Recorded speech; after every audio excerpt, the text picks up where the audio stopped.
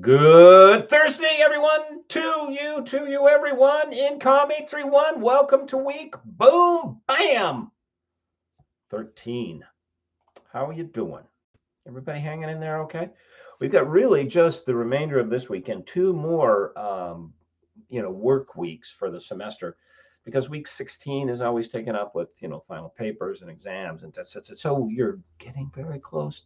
Hang in there. Okay. You're doing fine. Mm. Last of the hot chocolate with an espresso shot. So you over in 651, you already heard that. But new cup today. What do we have here? Jeff Gardner writes, and he sure does. Doesn't mean you have to read, but I got some new merch in advance of my next book coming out. So taking the cup out for a spin. Okay, enough about me. Let's get to this week, and then we'll look at the questions from last week. Excuse me, see what we can add and see what you did.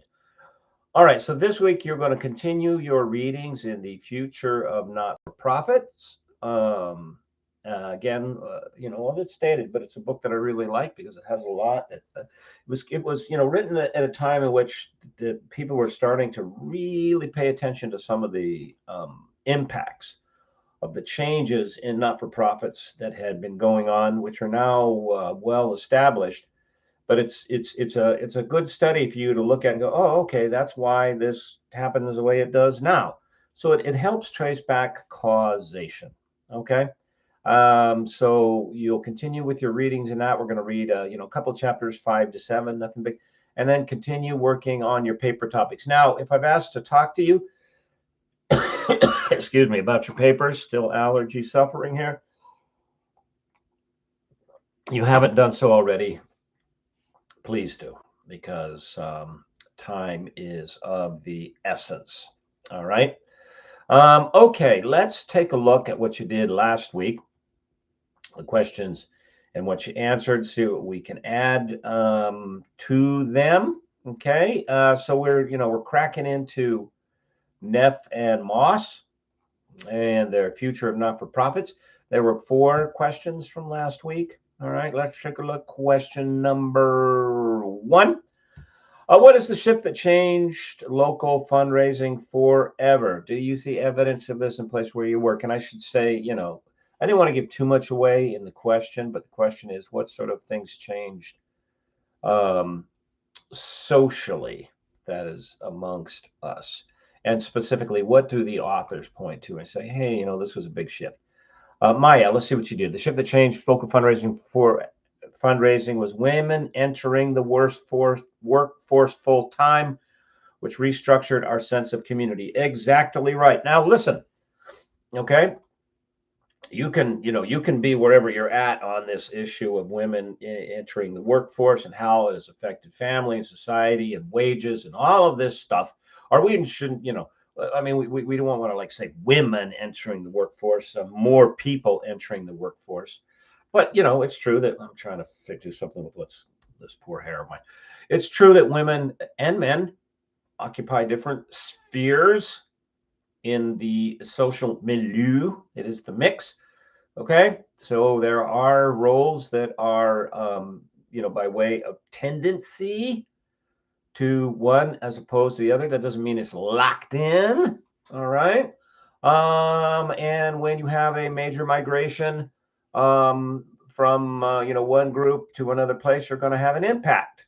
So what I'm trying to get at is I don't want you because I don't want you to be hesitant about saying, okay, this is what's going on. There's often, when it comes to data, there's often socio-political filters attached to making the observations. Like, oh, you can't say that because that's going to be extending to this group, or that's going to suggest that this group should get back in the kitchen. No. Try to approach these analyses from a value neutral. And what I mean by that is not that you're immoral, that you don't have any values, but you're asking the question, excuse me, and you're answering them. That's it. Now, as I have said over and over and over, your job as a researcher is to be really good investigator when you're being a researcher, not an advocator. Because as a really good investigator, you will come to firmer conclusions about causality. Why does this happen when this happens? And from that, you can be a much better advocator. Okay, so I'm not saying don't be an advocator. I'm saying when you research, be an investigator. Let's go back to you, Maya. Our primary connection are being made at work rather than the neighborhood, park, or social events. Homemakers and non-working mothers, women would fundraise to socialize, find purpose in the community, not in life. Well, I mean, I don't know if I want to bifurcate that, but I understand what you're saying. And support the community in which they live. Now, we may adopt the philanthropy or corporate social responsibility of our employees and donate to their initiatives rather than those with roots to the community. And you touch on a good point here, because when you introduce this additional variable, that is the corporation, I mean, look, businesses, they're going to act the way they do. So I go, oh, business. That's like if I get bit by a snake and I go, oh, snakes, bite. Duh. So don't pick them up when you see them. Businesses are in business for business. Businesses are in business to make money. That's what a business does. Okay. So I think the best, attitude, interface, keep it in its lane. Hey, business, mind your bleeping business. Don't tell us about social trends. Don't try to manage things that you're really not an expert in, like Starbucks. Just make the coffee. Okay. You stay in your lane, and others that are experts in the other lanes are in their lane. So when they get involved with fundraising and causes, then that hey, what's in it for us? Money element gets injected in, and that may or may not be in the best interest of affecting the issue within the cause. There's quite a bit of socializing at work. Our administrative staff will include fundraising activities. For example, company match funds raised through heartgrams, Rice Krispie shaped hearts. Okay. That employees could send to each other, regardless of how many one has purchased. One may feel that one's philanthropic duties have been fulfilled and that one does not need to engage in local fundraising initiatives. Okay, yeah, that's fair enough. Women, where philanthropy are concerned, have been for a long time the backbone, the energy of philanthropy in the country. And they have been significant agents of social change. All right, from the anti-slavery movement, from the early suffrage, voting rights movement, especially at the federal level, the temperance movement, whether you think the prohibition and the amendments that came out of that were a good or bad thing. They were headed up by women. Moving into civil rights. And it's at about that time, with a lot of women entering into the workforce, that you start to see that change, that you see less and less of the way of involvement of women, and more in what might be called the corporatization of philanthropic causes. And it's a change. Now, is it a good change or a bad change? Well, what does the data say? Test it. Take a look at it. Okay. Question number 2. Neff and Moss argue that the big 3 methods of Lean, Sigma 6, and TQM employed by not-for-profit companies are not the best ways to promote innovation in not-for-profit. Why do they conclude this? Okay. And now, if you've never heard of these things, you might when you get out in the workplace, or maybe you have. And these are, like, how do we improve employee productivity? And it's like, yeah, okay. Like the 5-star program, that's another one that floats around out there. And there's like, okay, look, this isn't the way to go. Kai, what did you have to say? Neff and Moss say that traditional management methods like Lean, Sigma 6, TQM are not the best for helping nonprofits to come up with new ideas. The methods focus on making things more efficient, reducing mistakes, and following strict rules. While this is good for fixing existing processes, it can stop people from being creative and trying new things. Yeah, exactly. Now, this can be true in a company, sort of traditional type company, but in not-for-profits, that they operate as sort of in a unique space, and they get handed problems that either there's not a real strong profit motive attached to it. That is, there's, the individuals looking at it, I'm making money out of this. Okay. But the benefit to society is there. Now, in my humble opinion, the best business endeavors are those that fill a need within society, say food, okay, and do it in a way that is best business practice, fair pricing versus cost, okay. Business that promotes things that do not benefit the general good. And this is, I will stand on this opinion, but I'm not giving you this as fact. So, anything that's illicit in terms of human relations, and that means all of the pornographic industry or so-called or sex work, that's so-called work, doesn't benefit the general good. I don't care how much money there is. Legalization of controlled substances. I mean, here's where I'm at with that. It's like, look, okay, excuse me. Yeah, we have social problems. Yeah, we have a changing economy. We're moving into a digitized economy in which a lot of people that came up through an educational system that was not prepared, all right, not prepared to educate them in how one does well in this economy, are having to scramble or being left behind or being pushed down the economic scale. Okay, that's a bad thing. That leads to social instability. Okay, we have got problems. So let me ask the question. Who, how, why, where, what data can you point to that tells me, one of the solutions to this problem is the greater availability of hallucinogenic controlled substances. That's what we need. Really? Really? Of substances that enable people to check out from social and personal engagements. That's what we need. I'm having a hard time seeing it. Okay, so you need people in the not-for-profit to think creatively because they're often handed problems that don't have a strong profit motive attached to them.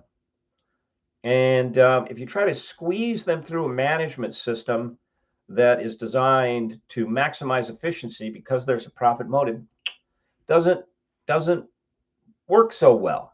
Okay, Kai, you go on to say not-for-profits work on different social problems and need flexibility, new ideas, and culture that encourages innovation. Excellent answer. Question number 3. In chapter 3, Neff and Moss present innovation as a strategy for success. Do you agree or disagree that innovation makes a good strategy? Maybe it makes for a good strategy. Please explain, provide examples. Okay. Let's see. Austin, I believe that innovation is a strategy for success. There is a need for innovation to ensure the organization can keep up with the uncertain future. If society continues to praise efficiency, people will either fall into the snare of focusing on too much efficiency and not on what needs to change, or they will focus on efficiency to the point that it subconsciously becomes innovation, and as individuals work to find new ways to be more efficient. Okay, I think I get what you're saying there, and I believe that you are on track.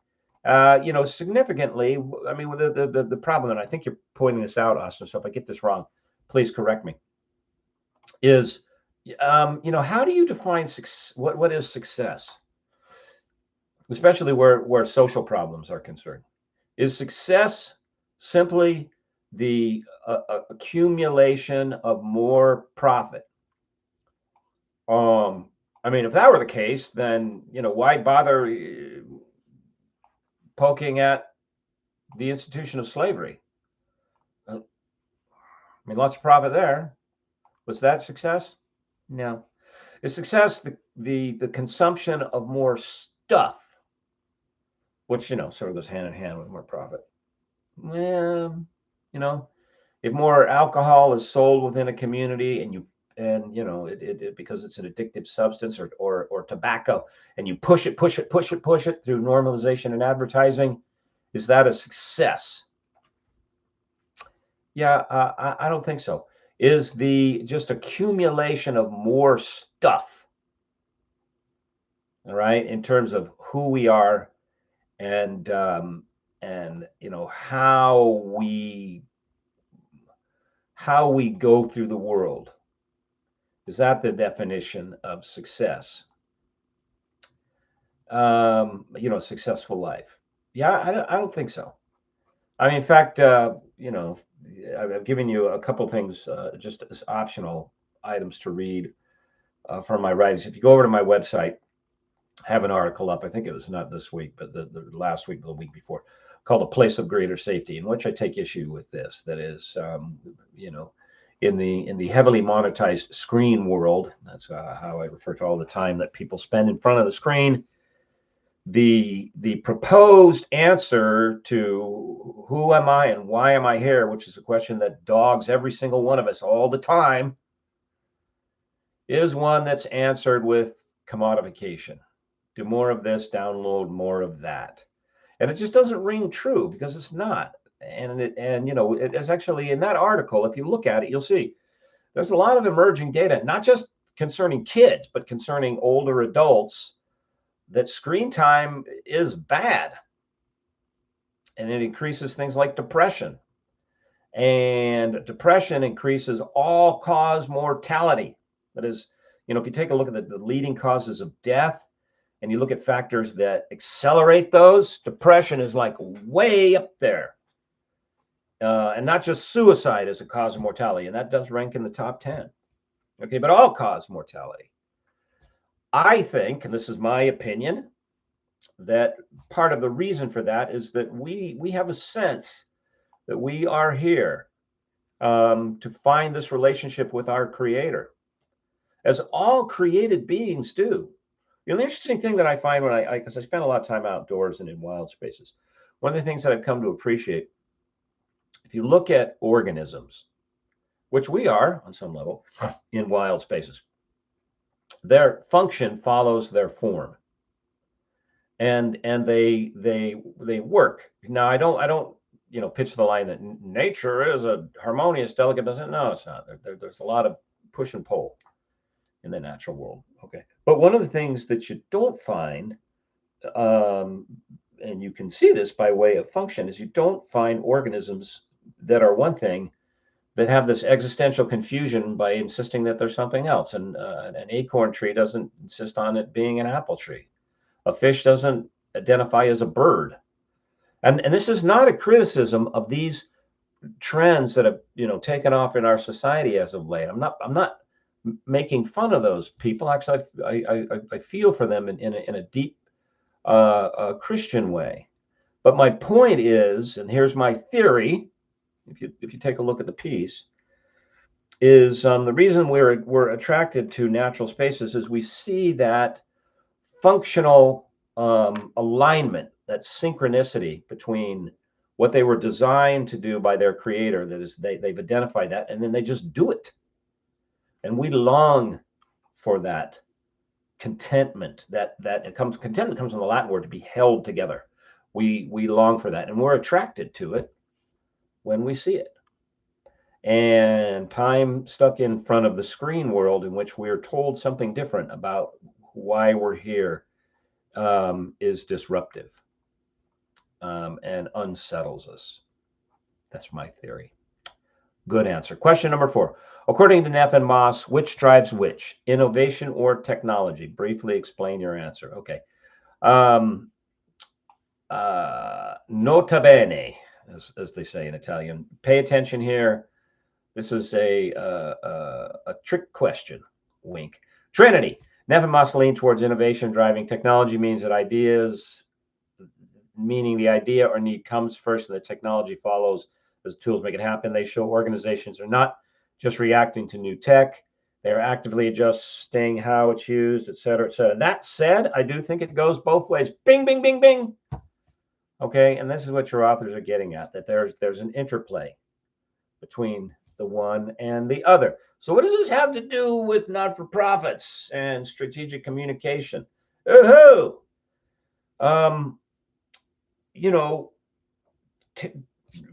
Be creative, be interested when you see new communication technologies come along. and they may be designed for one thing, but can they be adapted and be more productive being used for another? And so, yeah, you look at the new technologies, or you could look at old technologies. Okay, again, not trying to make this about me, but back to my webpage, I've got a piece. I don't know how many weeks back, posted on some thoughts about large language models and letting um, things like Chat GPT write for you, which I rigorously discourage. Okay. And in it, I sort of point up a couple of companies that are saying, hey, we could write all your meaningful, heartfelt, personal stuff for you. It's like, yeah. So if a machine is writing stuff for you, it's not heartfelt and personal because it's a machine. Okay, so there are ways that technology can work for us, and then there are ways in which it can't, in which it initiates the process of skills atrophy. If you want to learn more about that, go to the site, and I think the piece is called "Own Your Voice." I talk about, look, I'm not anti-technology, all right. I'm just very cautious about how I use it, all right. And I encourage you to as well, especially where communication technology is concerned. I certainly do not buy into the it is new and therefore it's good, and it's good therefore it's new cycle that drives the sale of the technology, because there's always pluses and minuses. All right.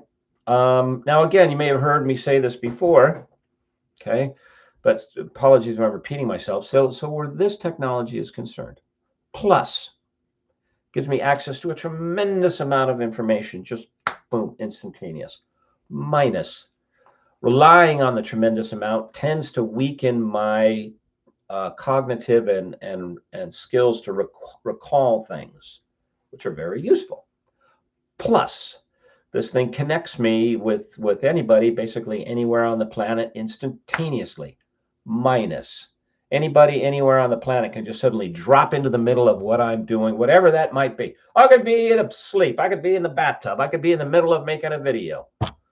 Okay. Solution. In the case of it being instantaneous information, but taking and causing skills atrophy of my mind's ability to recall and synthesize information. Solution.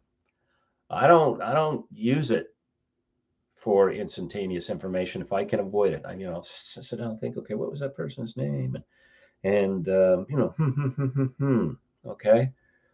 Plus, it connects me with anybody anywhere. Minus, it drops in and disrupts my day. Solution.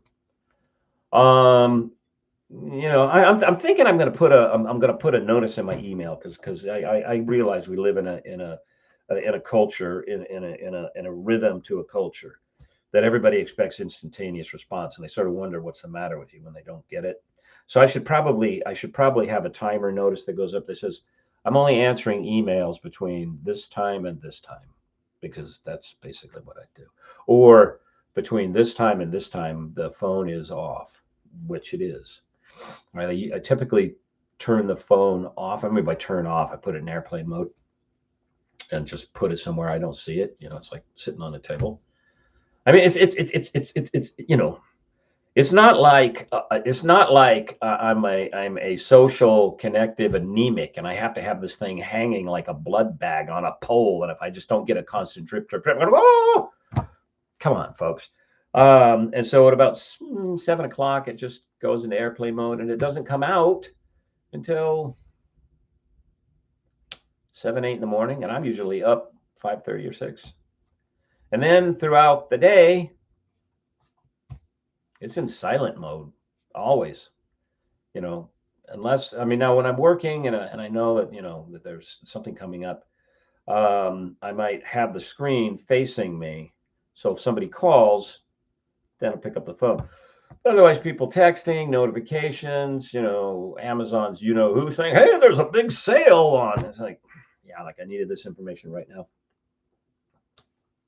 Don't pay attention to it because of the disruption factor. So, yes, when you see technology, I mean, because this is not going to be the end of innovation and communication technology.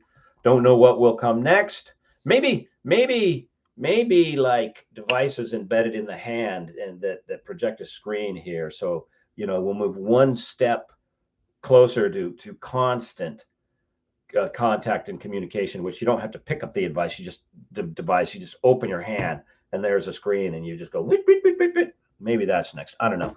But yeah, look at these innovations and see what they can do, but also be attentive to what they take away. All right, and adjust accordingly. Okay, everybody, time is up. Keep working. Hang in there. Okay, you're doing fine. We're coming down to, we've rounded the back end of the track and we're now in the home stretch. All right. So again, if you haven't talked to me, if I'd ask you to see about your paper, please, please, please. All right, I'm here to help. And otherwise, have a wonderful, wonderful weekend. Oh, I should mention just real quickly. So because of the Easter holiday, we had discussion sections due on Wednesday. Note, please, that we've gone back to the Monday night that is going to be due Tuesday morning. So, but there's just like, I think for this particular week, there's something like 3 questions and not 4. All right. So it's, and it's just Neff and Moss. So it's pretty easy. I lied. There's actually 4 questions. Okay. I was mistaken. Okay, everybody. Take care. Remember that I think about you, I pray about you, and I will see you on Canvas. Bye-bye.